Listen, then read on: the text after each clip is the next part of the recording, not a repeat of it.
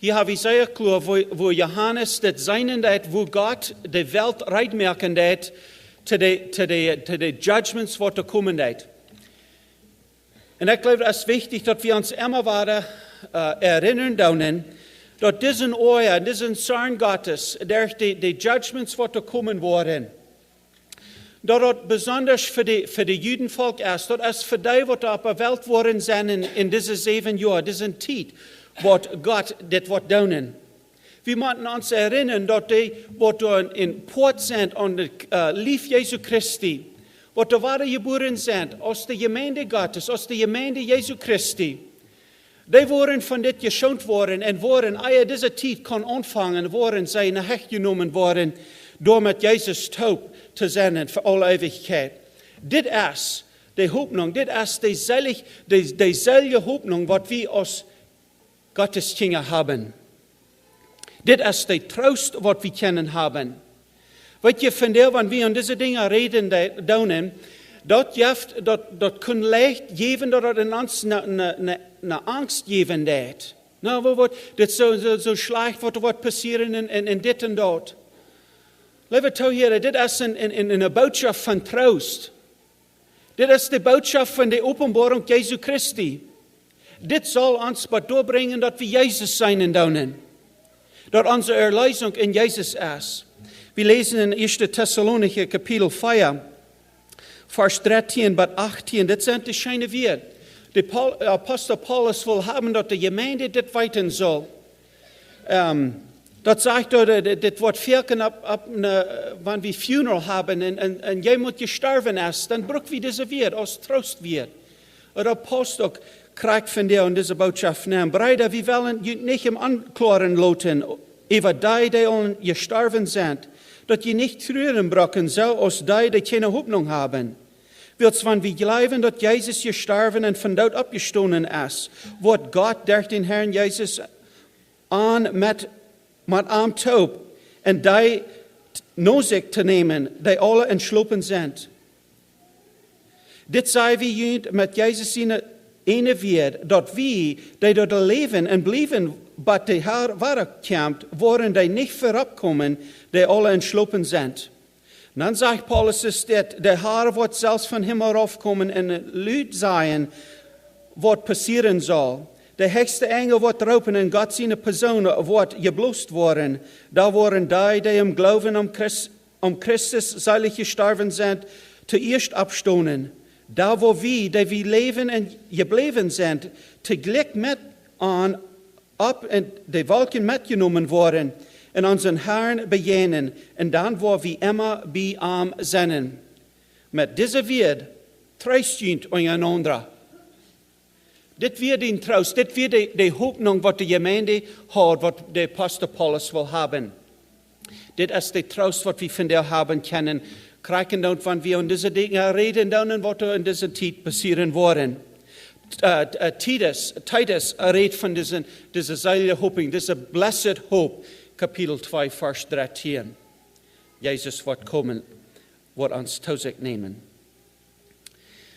Mocht jemand vragen, nou, wanneer dit zo is, dat we als een gemeente, die wat ware geboren zijn, werkelijk im Glauben zijn, want we worden in de Hecht genomen door met Jezus taub te zijn en eie deze tijd aanvangen dat, dan waarom würden wir an diese Dinge reden?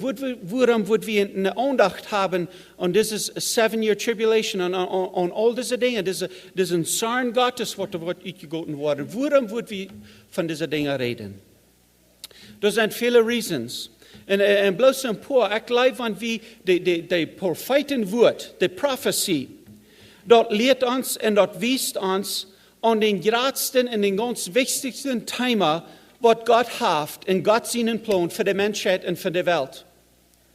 Dat geeft ons een beeld dat God een plan heeft, dat God gezegd heeft, dit is wat er passieren zal en dat wat krijgt zal passieren.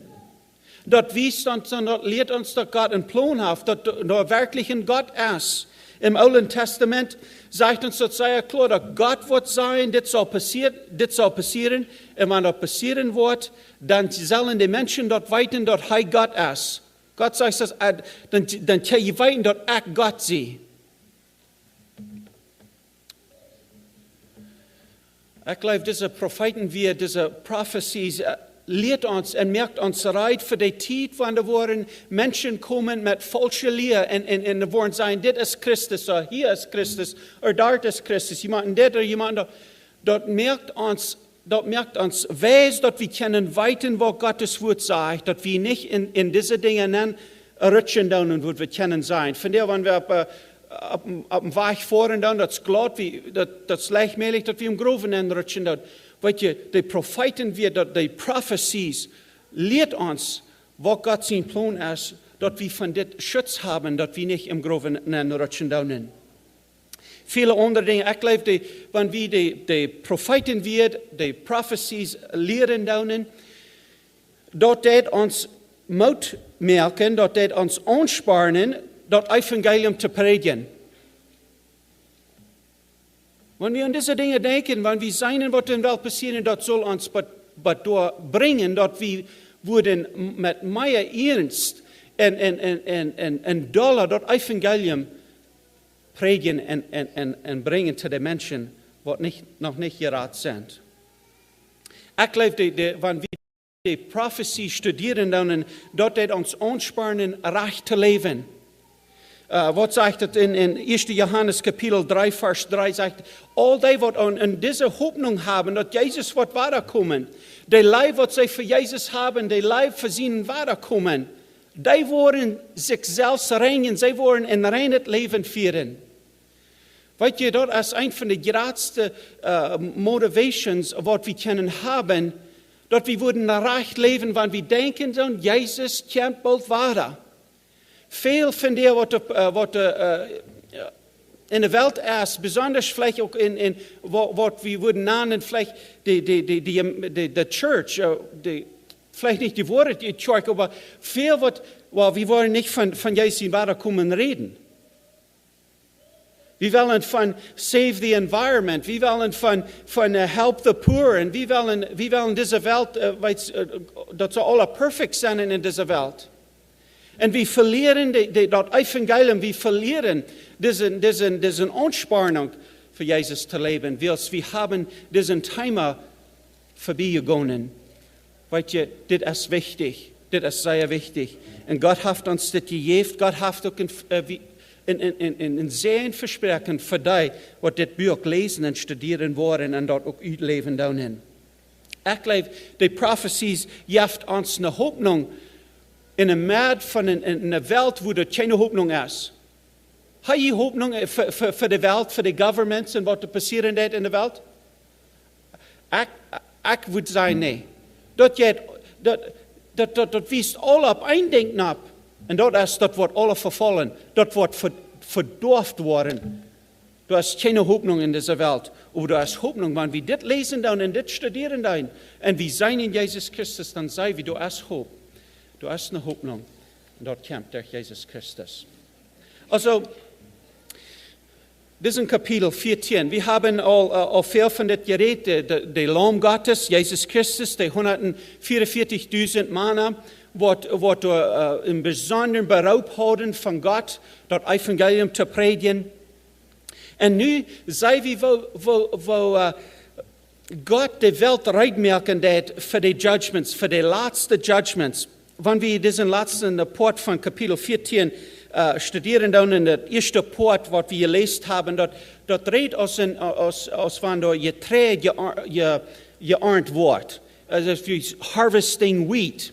Redet von diesen Menschen sehen, die auf dem Wald sitzen, dort macht Jesus Christus sein. In der Engel sagt, stopp die Saans in der Erde an und hol das taub. Ich weiß nicht, was er kriegt, meine nicht eine Saans, der englische Bruch, das Wort Sickle. Ich denke, wir hatten erst einmal Tüß, wie so ein, ich weiß nicht, ist das eine Saans? Eine Hundsans, ja, so eine lange Blatt mit einem feinen Handel. Und dann wird das Krüt und das wird alle aufgeschnitten, dann können wir das tophaken und so weiter. Das ist das Bild, was wir in dieser Vers haben. Und das ist so krank, was Jesus sagt. Er hat die Welt aufschneiden und die top holen, durch rein zu merken, für Gott seinen Euer. En dan de laatste part van diesem Kapitel brukt hij dat beeld van die wijndruiven, wo hij zegt dat taubholen, die wijndruiven, die grapes, die zijn even rijp en die zullen afgesneden worden en worden die door in wijnpras aangedaan. En dat zegt hij verkleund worden, dat wordt verpraast worden. En krijgt ze weer als zij dat dan deiden. En Gottes woord zegt, zo wordt dat bloed van Gods in wijnpras wordt uiteranen. En dat wordt een zeer schlimme, zeer schrijkelijke tijd zijn voor de mensheid, voor de volkje wat er worden opkomen door in Jeruzalem. Niet in Jeruzalem, dat zegt besonders, dat wordt buiten de stad zijn. Dat is van God wordt de wereld, dat al die volken van de wereld wordt hij dort opholen. En daar wordt zijn oor door uitkomen. En dat wordt schrijkelijk zijn, dat bloed wordt ranen. Zoals, om Piet, the bridle of the horse. We kunnen ons dat niet voorstellen, wat dat wordt staat zijn. Dat redt van 1600 stapweg lang. Dat is furlongs. Dat wordt zoveel meinen als bij even 120 mijl lang.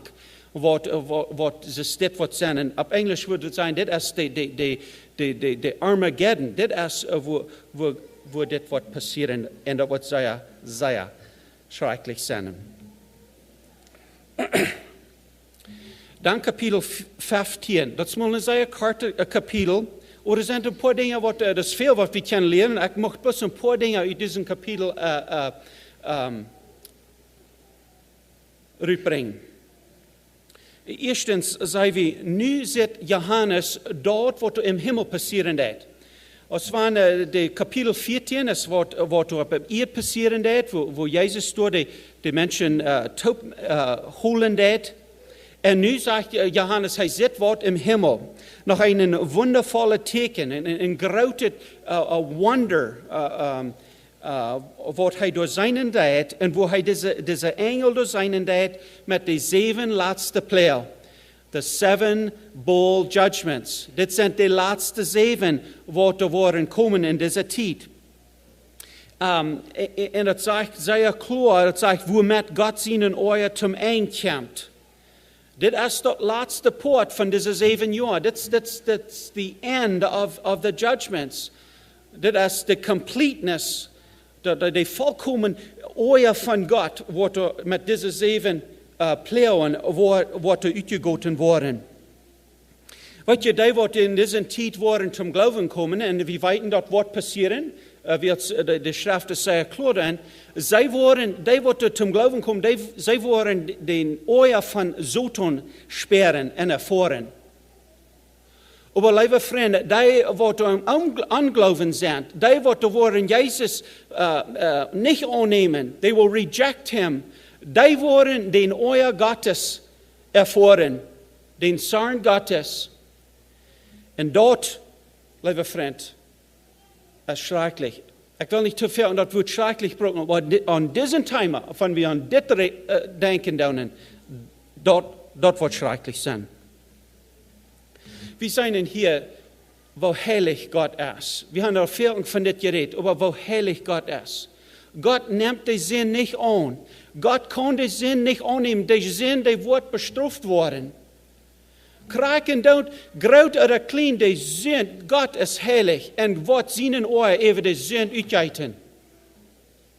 En dit is wat er passeren deed. De Engelse gebruikt sogar dat woord rage.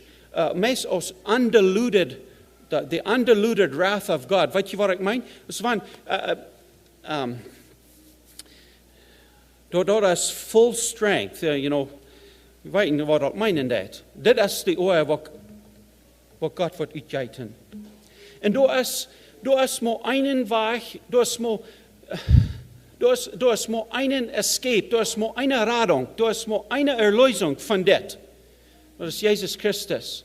Ik denk als God wil de ganze eerd verdorven en nou is in de tijd. Wat zegt God? Nou zullen een arke bouwen. En nou deed dat. En geloven en predigt dat de mensen zullen zich bekeren, ze zullen aanvangen. God wil de wereld verdorven. Weet je, dat we een radung en dat we de arke. Dass wir einer, dass wir, was Gott mir gemerkt hat, Noah hat das gebiet, aber dass wir in Salvation, in der Erlösung, was Gott gemerkt hat für die Menschen, dass wir die einzige Weg, wo sie können gerettet werden.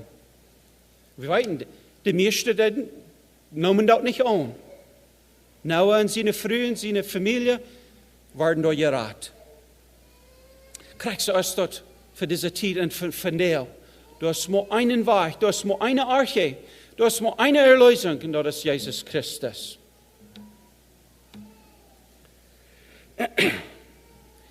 Vers 2 und 3 redet von all diese Personen, die du im Himmel sind, du mit Hopen in ihrer Hand, du für Gott in Glas, mit einer Glas mehr, glassy sea, sagt auf Englisch, und mit viel gemischt. Und das sind die, die hier in dieser Zeit zum Glauben gekommen sind, und sie haben gewonnen über den Tier, über die Biest, über den Antichrist. Sie haben sie Nummer nicht genommen, sie haben sich nicht angeknallt zu dem Antichrist. Und was passiert today? Wo sind sie? Sie sind im Himmel, Ben.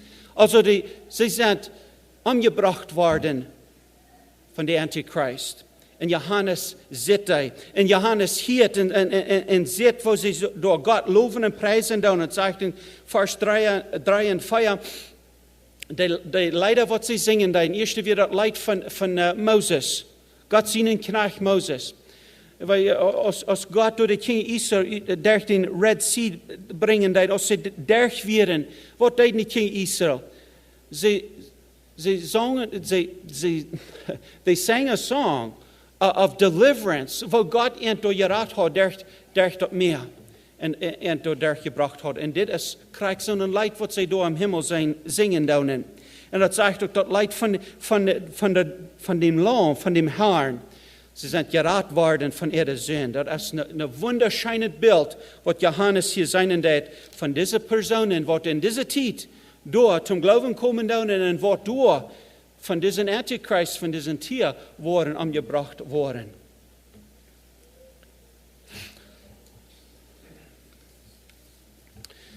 Vers 6 und 7. Seit Johannes war, sagt er da, wo er da diese 7 Engel sein wird, mit diesen 7 kommen, wo da voll sind mit Gott seinen Ohren und Gott seinen Zorn. Das ist das letzte Port von das Gericht, der Judgments, was da kommen wollen. Für all die, was Jesus nicht wollen annehmen, all die, was dieses Evangelium nicht wollen annehmen, they reject it. Kriegen unter noch gepredigt Wort, kriegen diese Zeit mit den 144.000 Personen, die das Evangelium wollen predigen. In der Mitte von dieser Zeit, als eine last chance, dass Gott dort anbieten wird, dass sie können kommen, dass sie können Buße tun. Und sie wollen dort rejecten, sie wollen dort vorbeigehen. Und sie wollen diesen Euer schmecken. Sie wollen das schmecken, was Gott dort verehrt hat. Weet je, das ist viel, was wir können von das lernen, aber eigentlich muss etwas, als ob mir nun Hort gelegt worden. Weet je, du hast keine In-Between. Du hast nicht so als well, ich weiß nicht, nee, ich weiß von Jesus, aber ich will mal erst mal sein, dass das wirklich ist, das wird passieren. Hast du das mal gehört? Ich habe es gehört. Menschen sagen, oh, wir wollen beten, weil wir sein, dass das wirklich so ist. Ist das wirklich so, ist, was Gott gesagt hat? Und wenn es erst dann, naja, dann wo ich dann vielleicht, dann wo ich einmal schön annehmen, dann sich geraten, dann wird alles. Nee, liebe Freunde, das ist nicht, das ist foolishness. Das ist dangerous, das dort zu denken. Von der sagt Gott, von der ist die Idee auf, von der ist die Genugtuung, von der ist die Einladung zu kommen. Dass wir diesen Schutz haben von diesem Tiet von Gott seinen Ohr, Gott seinen Zorn. Du hast nicht ein In-Between. Entweder wir sind reit oder wir sind nicht reit. Entweder wir sind Port von der Leib Jesu Christi oder wir sind nicht. Und wenn wir nicht sind, wenn du Jesus nicht kennen lässt, wenn du dienen traust, dienen die Sicherheit nicht in Jesus hast, dann gehst du in diese Zeit hinein, wenn Jesus wird von dir kommen und uns die Gemeinde zu sich nehmen, dann fängt diese Zeit an. Und all die, die nicht Jesus haben wollen, in diese Zeit hineingehen, und dort wird schlimm sein, dort wird schrecklich sein. Liebe Freunde, das ist Zeit, dass wir mal abhören, dann auf dem Fenster setzen. Das ist mal Zeit, dass wir mal abhören, dann, well, ich weiß nicht, steht da, ich will mal sein. Ich will mal sein? Gottes Zorn, der kämpft, Gott seinen Ohr wird uitgegaan, und du wirst deine Anstellung erst, wir wollen mal sein? Das ist troubelig, das ist foolish, das ist unwise. Die Einladung ist von dir. Von dir ist der Tag. Today is the day of salvation. Weet je, viele sein, die Welt die wird besser werden. En dat is besonders in de leer wordt besonders in de kerken nankomen dat niet van dit reden leven. We willen, zoals ik al zei, save the environment and feed the poor. En we willen alles, we want to create this op Engels zeggen we utopia. Ik weet niet. We want to make this a perfect world and then Jesus will come. Nee, dat wordt schlimmer worden, dat wordt ooier worden. Jesus sagt, wenn diese Deel nicht wurden Charter gemerkt worden, da wird keiner dort mehr. Unless these days be shortened, no one would survive. But for the sake of the elect, they are shortened. Matthäus Kapitel 24. Oh, wenn wir können ein Ding mit nach Hause nehmen, dass wir mal eine ernstliche Einstellung haben über diesen Thema. Dann sagt er in Vers 8, den letzten Vers von diesem Kapitel. Kann Johannes durch seine die Herrlichkeit und die Kraft Gottes, dort Rück wird im Tempel wie im Himmel, dort Rück in dem Alten Testament wird dort immer ein Beweis, Gott seine Nähe, Gott seine Präsenz, Gott seine Herrlichkeit im Tempel, und auch die Kinder Israel leiden, dort wird ein Beweis. Und hier sieht Johannes dort im Himmel, im Tempel, der Smoke, dort Rück, die Herrlichkeit Gottes, und Johannes konnte das sein. Und das ist interessant, in diesem Vers sagt er, kein Mann kann da im Tempel hingehen, willst die Zeit wie, wo Gott sein Ohr uitgeten hat. Ich habe immer gedacht, ich weiß nicht, ob ich das vielleicht recht habe oder nicht, aber meistens, wenn Gott sagt, in dieser Zeit, wo diesen Ohr wird uitgegeten worden, da was keine Gelegenheit für jemand, der kann im Tempel hinkommen und kann da vertreten. Weißt du, was ich meine?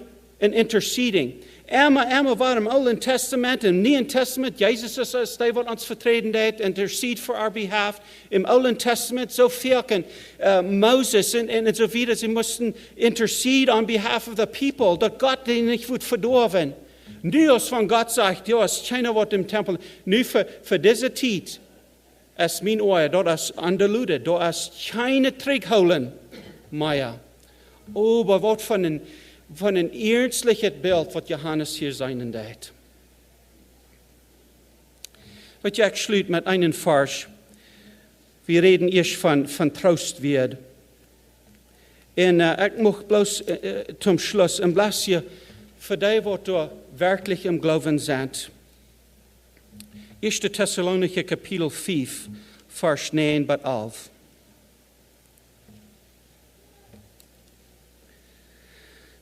Da sagt er, Gott hat uns nicht dazu bestimmt, dass uns seine Gerecht treffen soll, aber dass wir durch unseren Herrn Jesus Christus seilig worden. Jesus starb für uns, so dass wir nu, ob wir schlupen oder wacker sind, mit arm taub leben können. Doorween merkt junt einander Maut und biedt junt einander ab, zoals je dat ook doen. Op Englisch sagt het so dit.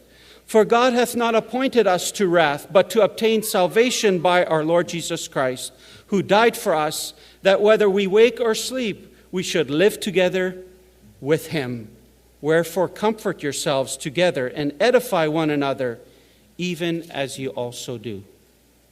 Dit is de troost van jou. Dit is de ontspanning van jou. Dit is een comfort, ja, we hebben door Jezus Christus. Wanneer we in slopen zijn, of wanneer we leven doen. Weet je, deze hoop nog, als kraak zo goed voor mij, als voor mijn grootouders, of voor die wat of gestorven zijn, wat er ingeslopen zijn. Gottes woord zegt, kraken down. Entweder we slopen, oder we zijn weer wakker. We kunnen leven hebben in Jezus Christus. Dit is een zorn. Kan we voorbij gaan, wie als Jezus heeft dort am Kreuz van Golgotha voor ons gemerkt. Ik vrees bloos, is dit werkelijk een waarheid van iedereen van ons vandaag. Ziemlich voor we danken die für diese Vers, wat wir gelesen haben. Dort ist ein ernstes Bild. Und Herr, wir erkennen dort ist deine Herrlichkeit, deine Helligkeit, deine große Macht, dein Zorn und euer wat uitgegoten worden. O Herr, ich bete, dass dit mocht so recht in ons hart mo klappen, dass wir mochten eine ernstliche Sache merken, als wir wirklich im Glauben sind oder nicht. O Herr, ich bete, dass du machst durch deinen Heiligen Geist uns zu dir raupen. Dass wir mochten wirklich das erfahren, was du für uns getan hast. Dass du machst uns durch den Heiligen Geist dort geben, was uns fehlen, dass wir können für dich leben. Wir können Mut haben, dass wir können Freudigkeit haben. Oh Herr, das ist so neidig, dass wir in dieser Deal Männer und Frühes und junge Menschen haben, Kinder haben, die in eine Freudigkeit haben, ein Smile on their face, will sie Jesus haben, dass die Welt kann sein, dass du wirklich dort Leben bringen ist und dass du durch dort Leben, dort ewige Leben bringen ist. Auf Englisch sagt es, the abundant life. Oh Herr, ich bete, dass das mocht in onze Mad passieren.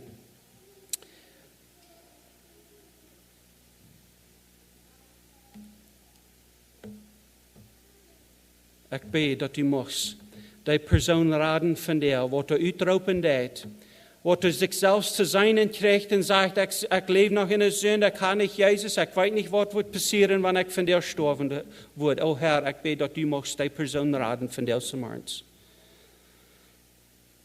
Dass wir möchten doch alle kennen, mit einer ganz volle falsche Vertrauen haben. Und diese Hoffnung, dass du wirst kommen und du wirst uns zu dir nehmen. Herr, das ist, was uns Mut geben wird von dir zum Ernst. Und wir danken dir dafür in Jesu Namen. Amen.